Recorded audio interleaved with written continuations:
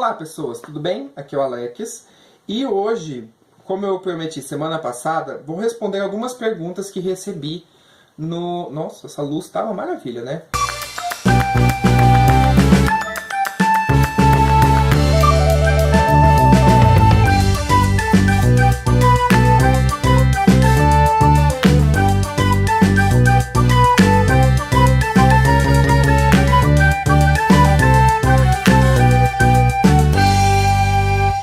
Vou responder algumas perguntas que recebi em vários vídeos que eu fiz sobre o curso de letras. Eu vou criar também uma playlist específica para o curso de letras, mas vou manter o nome Opinião de Segunda, tá? Então, isso foi uma dica de alguém que me deixou nos comentários, eu vou acatar.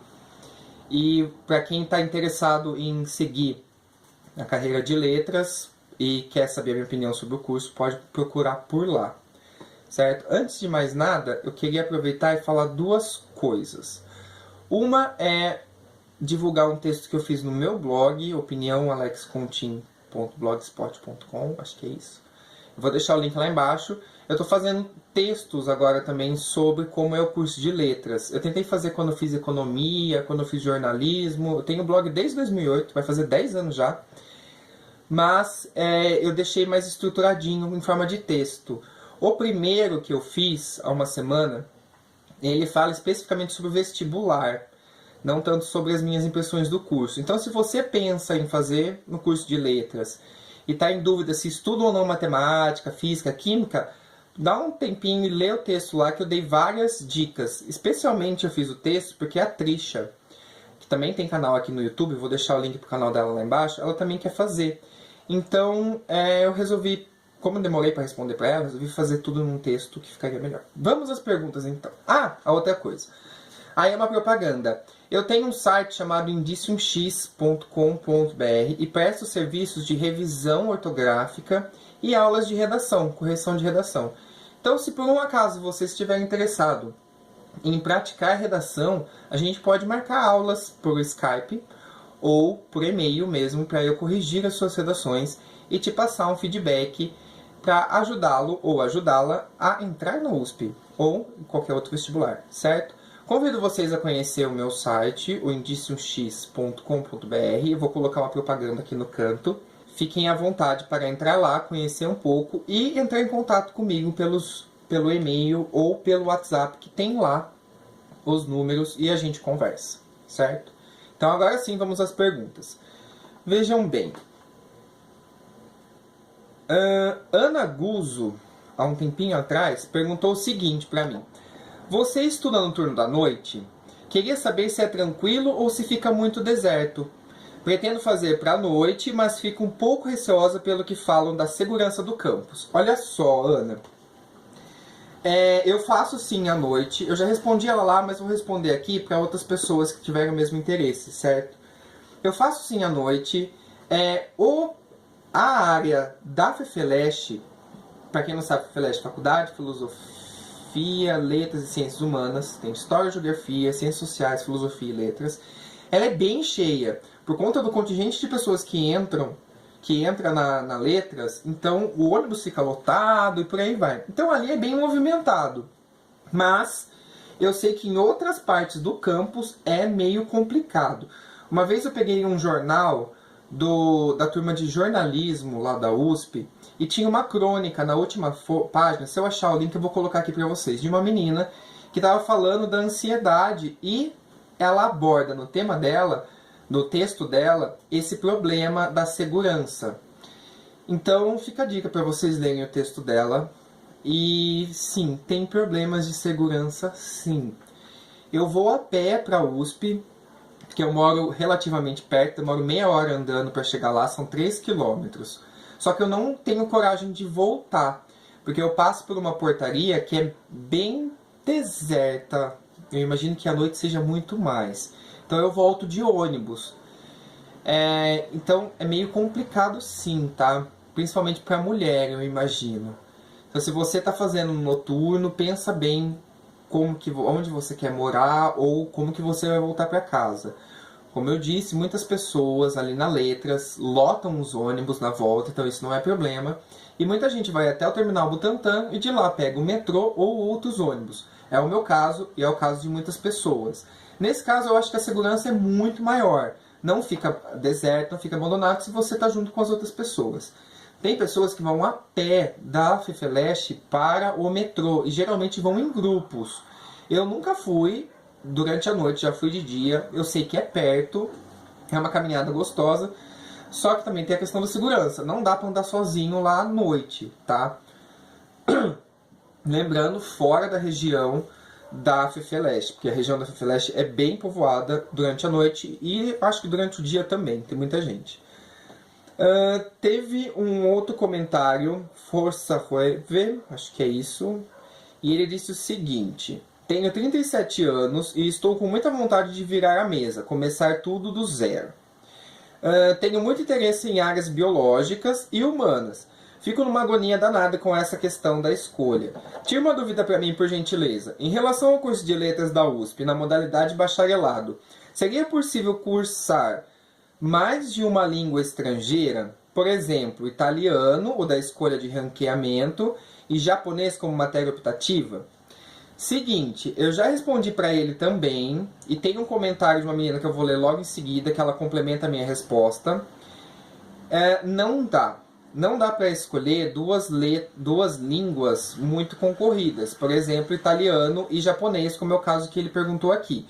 Eu não poderia escolher, por exemplo, alemão, inglês, linguística e francês, essas coisas assim. Então, acho que é o seguinte: inglês, linguística, francês, espanhol, alemão, japonês, italiano e mais algumas outras, você só pode fazer ela.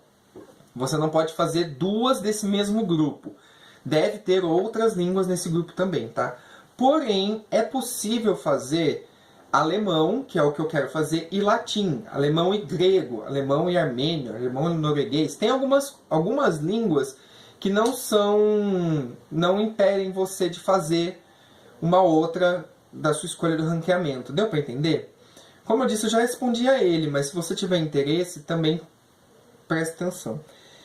Apesar dessa minha resposta, agora no segundo semestre, até onde eu sei, nós teremos uma semana específica para tirar dúvidas e conhecer as habilitações específicas que tem disponível para nós. Então, assim que chegar essa semana, eu vou ter mais recursos para responder para vocês com mais detalhes e prometo fazer um vídeo falando sobre como que é o ranqueamento, quais são as habilitações disponíveis e por aí vai. Complementando a minha resposta aqui no vídeo, uma pessoa que eu imagino que esteja escrito em coreano, japonês ou sei lá o que, não lembro o nome dela, mas lembro da fotinha. Ela disse o seguinte: só para complementar a resposta, eu mandei alguns e-mails para a USP com essa mesma pergunta se eu poderia escolher duas línguas estrangeiras para cursar dupla habilitação ao invés de português e língua estrangeira.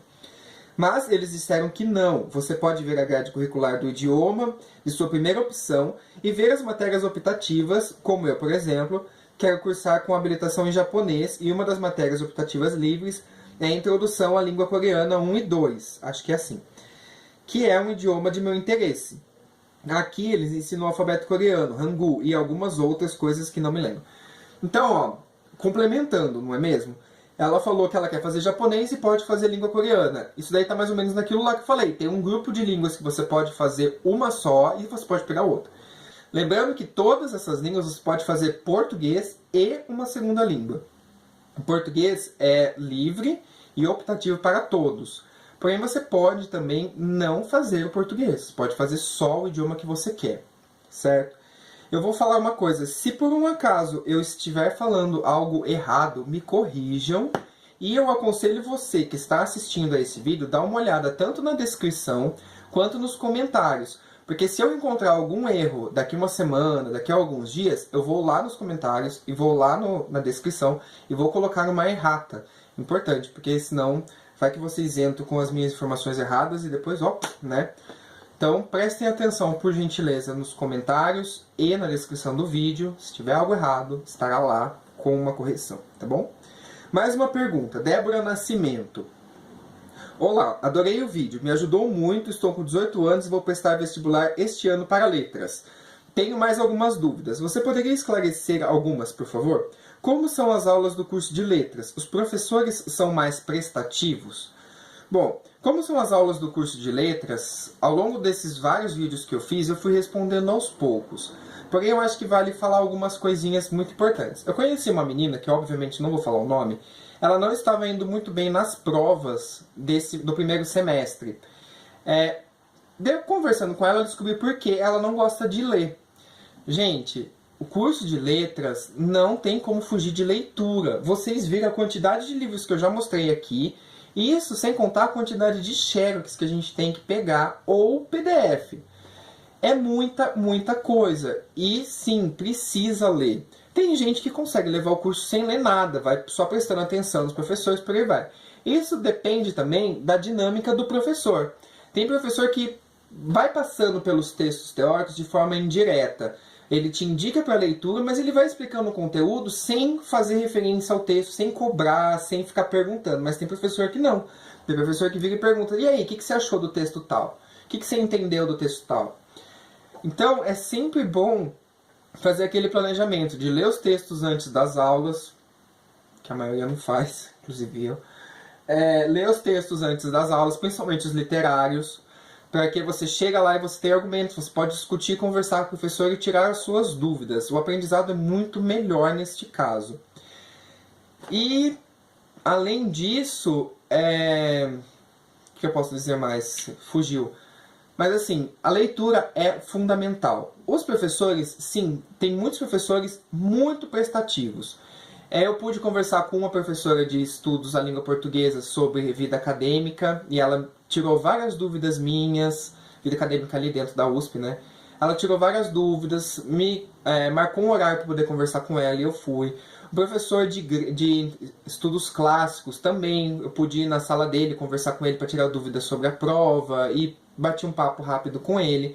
Então, e eu vejo vários professores parados ali nos corredores conversando com o aluno. Tem muitos que são prestativos. Óbvio que não é regra. Sempre tem aquele professor mais reservado, que não conversa muito com o aluno, ou mais ocupado, que tem que voltar para casa correndo, por conta de filho e por aí vai.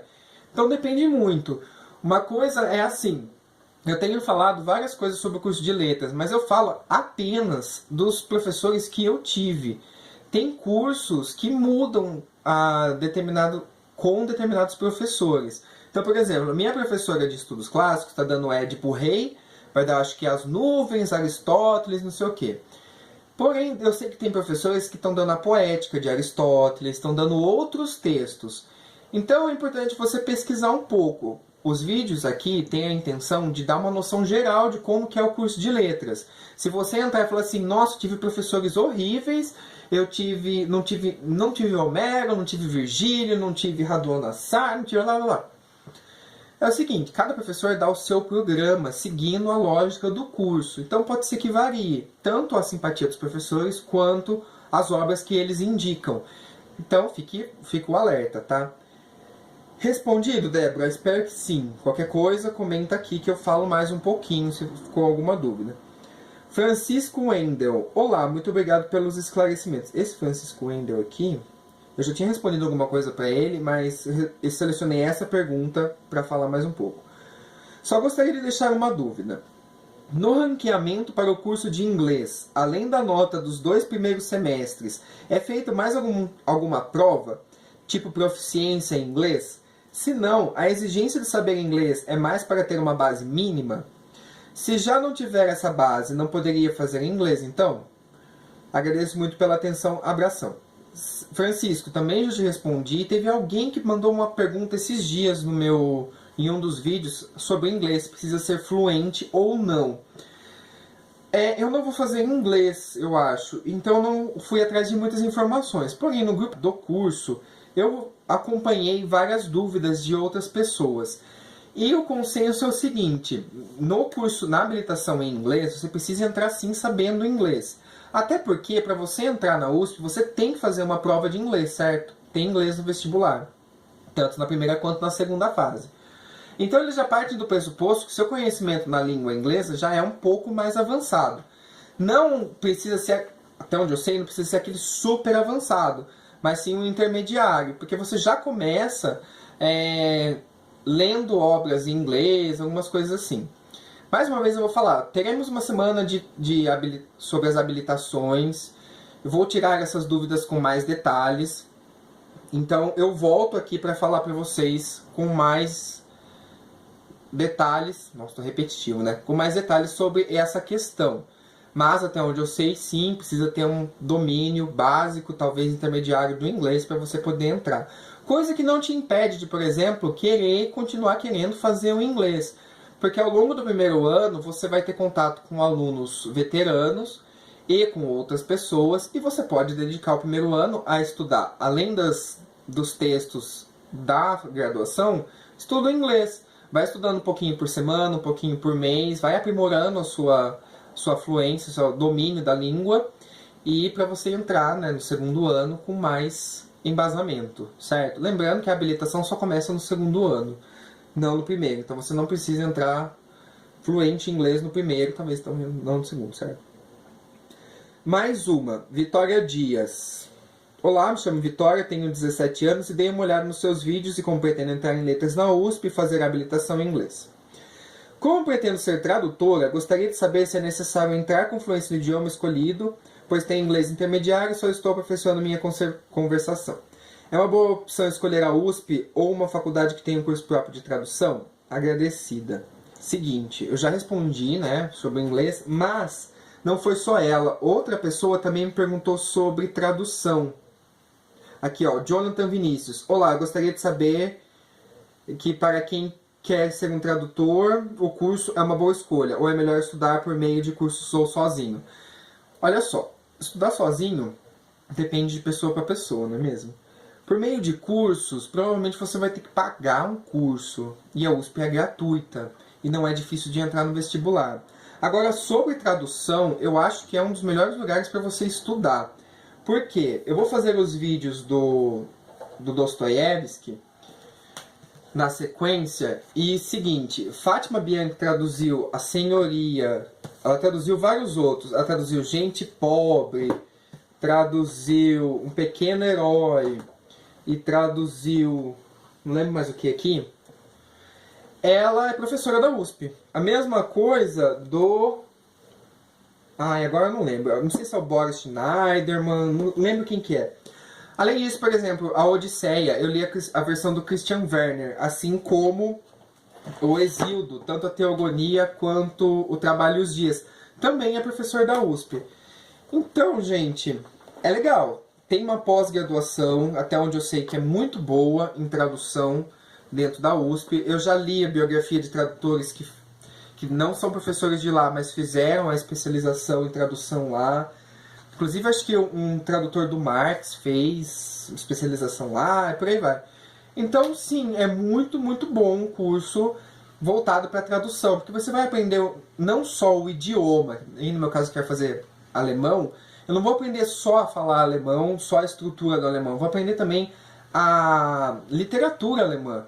Então você tem contato com muito mais coisa do que um cursinho de idiomas comum, certo? Além do que é gratuito, que é por isso que eu estou fazendo, obviamente, porque eu não tenho dinheiro para pagar uma faculdade de letras. Então, respondido, Jonathan e Vitória, vale a pena, tá? Vale muito a pena se você quer tradução. Porque você vai ter contato com tradutores, né? Você vai ter aula com tradutores de obras famosas. Então, acho que a sua experiência sai muito enriquecida ali. Eu não sei, deixando um parênteses, eu não sei se na Unicamp também tem essa questão. Porém, uma coisa que eu posso falar da Unicamp é que lá você não tem uma habilitação no segundo idioma. O que acontece é que a Unicamp é muito, muito forte em linguística e análise do discurso, e eles têm...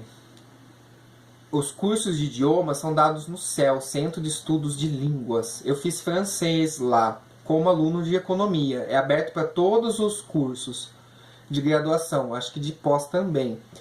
Então, os alunos que fazem letras têm que escolher 1 ou 2 idiomas no CEL e cursar. Mas eu acho que eles não saem com um diploma específico para aquilo. Mas, gente, eu estou dando uma informação bem superficial. Procure alguém que faça Unicamp ou leia as informações lá do curso.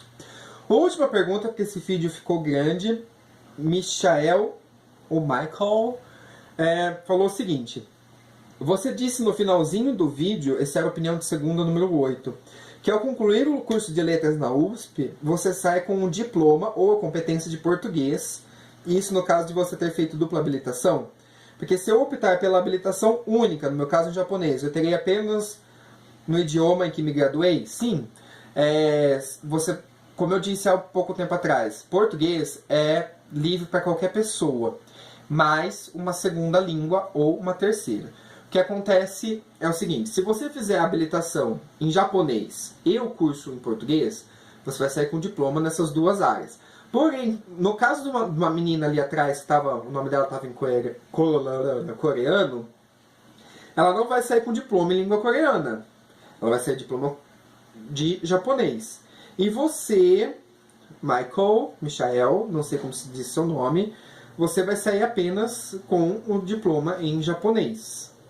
Essa é a informação que eu tenho. Lembrando, olhe os comentários para ver se eu não estou enganado, tá bom? Se eu estiver, me corrijam. Vou trazer informações bem mais precisas. Vou guardar essas perguntas. E na hora que tiver a semana de habilitações, eu vou perguntar para os professores, vou tentar perguntar, para os professores das áreas e trazer informações mais precisas para vocês. Mas até onde eu sei, as que eu estou dando aqui estão corretas e é mais ou menos por aí que vai a habilitação, certo? Se você ficou um pouco perdido sobre quando eu falei de ranqueamento, vale lembrar. Funciona da seguinte forma: quando você entra no curso de letras, ao longo do primeiro ano inteiro, nos 2 semestres, você vai ter o ciclo básico. São 4 disciplinas em cada um dos semestres. Semana passada eu fiz um vídeo sobre cada uma das disciplinas, fazendo um balanço do primeiro semestre e as expectativas do segundo. Dá uma olhada lá, que daí você vai ver com mais detalhes, não vou me repetir. No final do primeiro ano, a gente passa por um ranqueamento. Eu escolho qual idioma que eu quero, qual habilitação que eu quero fazer. Tem uma lista gigantesca, eu vou deixar ali nos comentários, na descrição do vídeo, um link para você poder ver quais são as habilitações disponíveis. Você passa por esse ranqueamento. Aí, acontece da seguinte forma: um segundo vestibular. Sim, é ridículo. Com base nas suas notas, tendo peso maior para as notas do segundo semestre, você vai juntar com toda a galera que entrou junto com você e você vai passar por um ranqueamento, uma peneira, para ver se você consegue ou não a língua que você quer. Então, geralmente, tem uma nota X para cada uma das habilitações, e elas variam, até onde eu sei, conforme o ano. Às vezes sobe, às vezes desce, mas você tem que ter uma média compatível com essa nota de corte para poder entrar na habilitação que você quer. Se você não consegue, eu acho que eles passam você para a sua próxima escolha ou deixam só no português, alguma coisa assim. Então, se você ficou perdido, o ranqueamento é isso, certo? Sobre o ciclo básico, o vídeo lá da semana passada, você pode ter mais informações. Tá bom? Se você tiver mais alguma pergunta, agora temos aqui a nossa playlist sobre o curso de letras. Minha máquina tá batendo lá lavando roupa, espero que não pegue o áudio aqui. E assista aos outros vídeos e vai deixando perguntas. Eu sou notificado quando vem uma pergunta, eu leio e respondo. E se eu achar que precisa de um pouquinho mais de pesquisa, eu guardo ela e vou fazer mais um vídeo respondendo as perguntas sobre o curso de letras. Tá bom? Então é isso, gente. Tchau!